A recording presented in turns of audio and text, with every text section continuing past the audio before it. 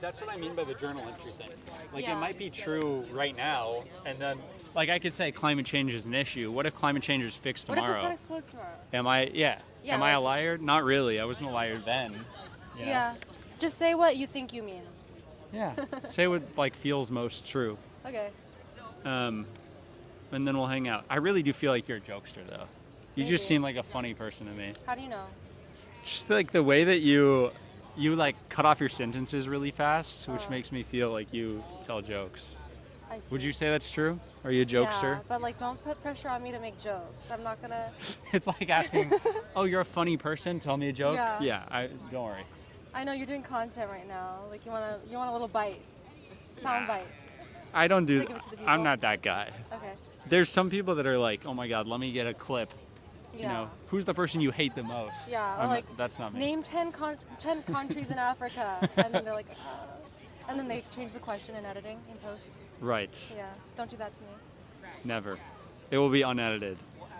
First might question wanna for edit. you, Yeah. my friend. What's your story? What is my story? It is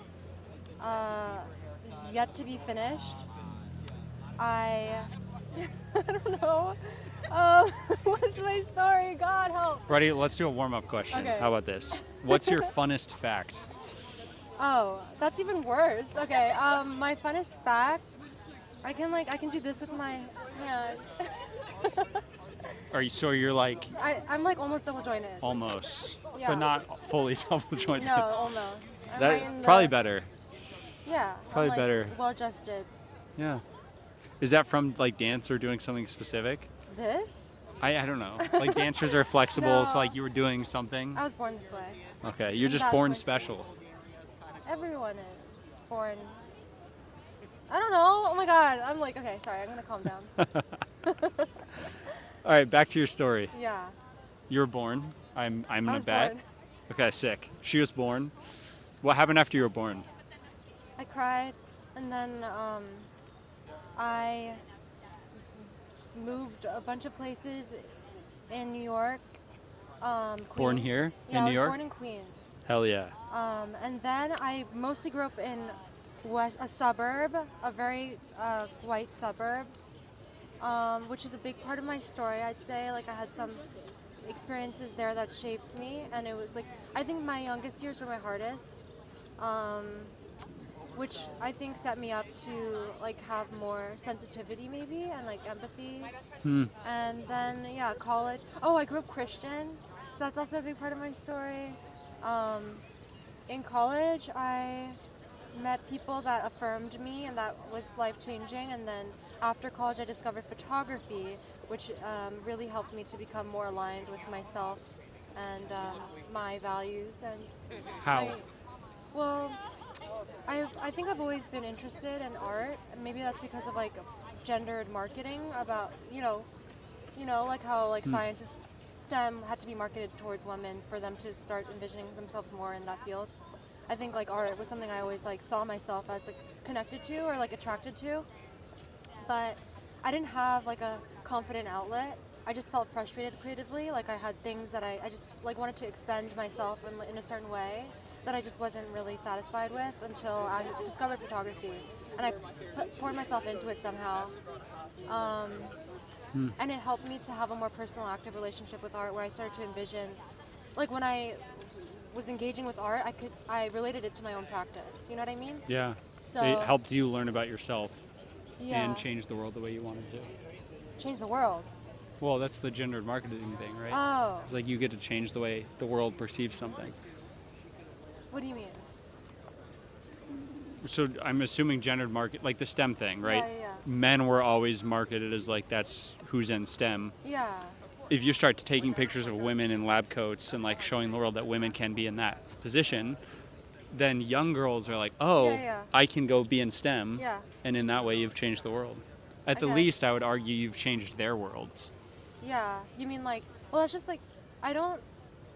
Definitely, like my approach to my practice isn't like I want to change the world. It's like it's something I kind of need, and it's something that like gives me something to think like just like it's something I want to practice and get and do more of and like unlock.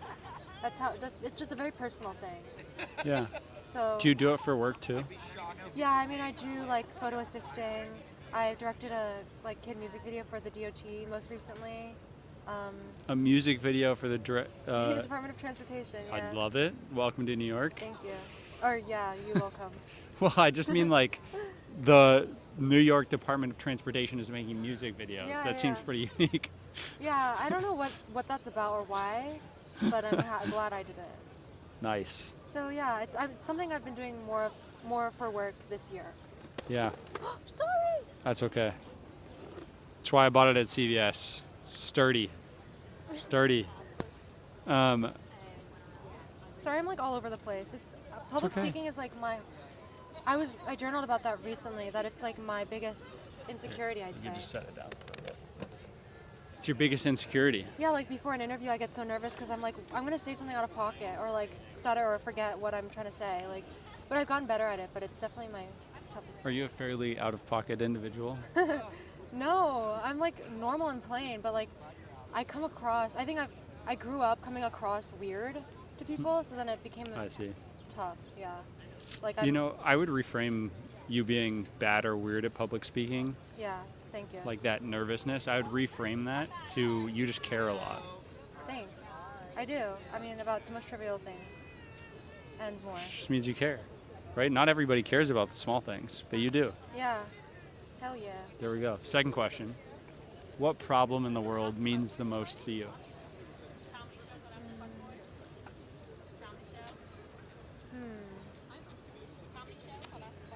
Well, just in general, even in personal relationships, and like it's to the biggest issues like war and like class like disparities and like literally everything. I just wish people had more sensitivity and empathy and like attunement to the experiences of others, including like animals. Just like every sentient creature's lived experience is inherently, I don't know, I don't even want to say it inherently is meaningful or like prescribe anything like objective like that. It's just like, I just wish people cared to consider Yeah. these other people's experiences and yeah. What I'm calling this series is the Sonder Series. And the word Sonder means the realization that every random passerby is living a vivid life experience. as vivid and complex as your own. Yeah. Which means like there's a universe in every one of these people. Yeah. And you should consider them with that weight, Yeah. you know? Even like, I think there was a time, especially when I was Christian, when I pressured myself to like viscerally empathize, where I'm like, Interesting. this person is like I really was like every moment of interaction I was very like aware of the Sonder thing, and like I wanted to be super attuned and empathetic, but I was scared that the fact that I wasn't really feeling other people's feelings made me sociopathic or something. But like even just an intellectual understanding that other people have experience that matters to them and to other people, like that is enough, like for you to act upon that knowledge. Like, you know what I mean? Like I don't sit around feeling sad about cows and how they're like mistreated by the meat industry, but I won't eat meat because I understand that it's like it sucks for them. You know what I mean? Anyways, sorry. This conversation, okay? It makes sense. Yeah. Somebody told me about a portfolio company of theirs yesterday, Yeah. 2 days ago, where they genetically engineered E. coli to be cheese, so they'll need less cows. Wow. Yeah. And like they have, yeah, it's like alchemy, Yeah. creating elements. They're doing that with meat too. They're like lab growing meat.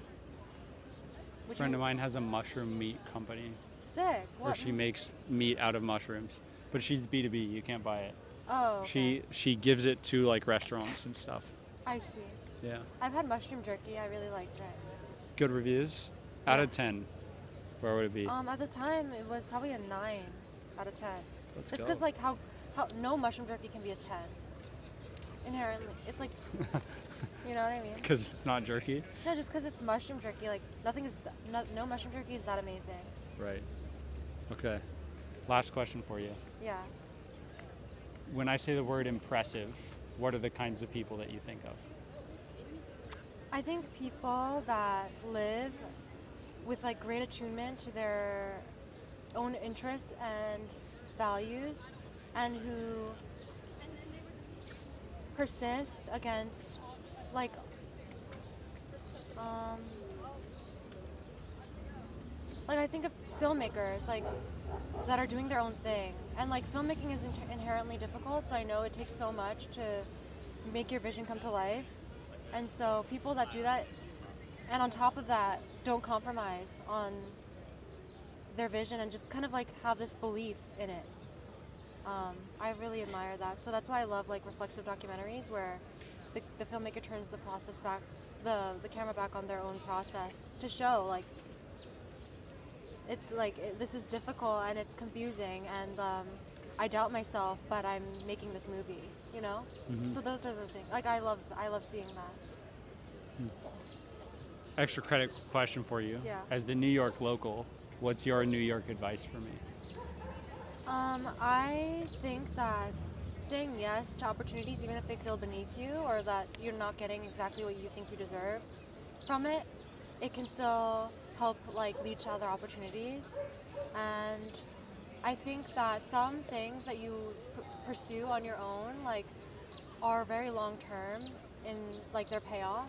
And Mm-hmm. so, and you just, and like you might not get affirmation from other people right away, but if you believe in like what you're doing and and just like the process itself, it's like meaningful to you.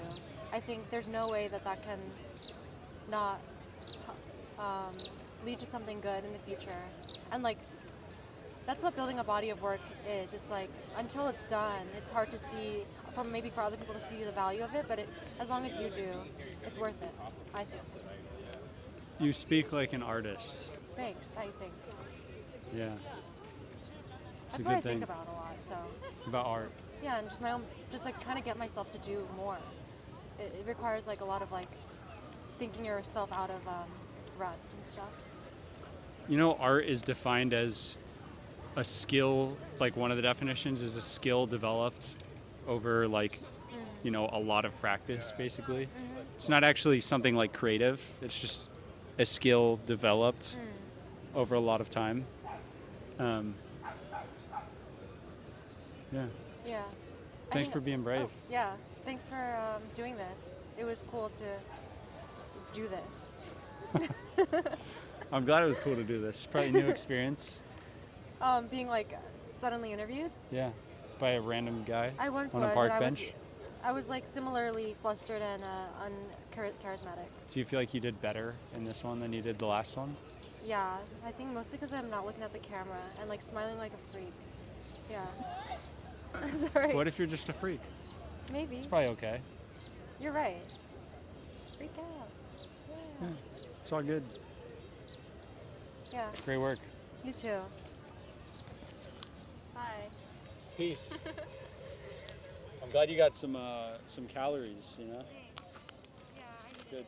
I was working at a cafe near here. Okay.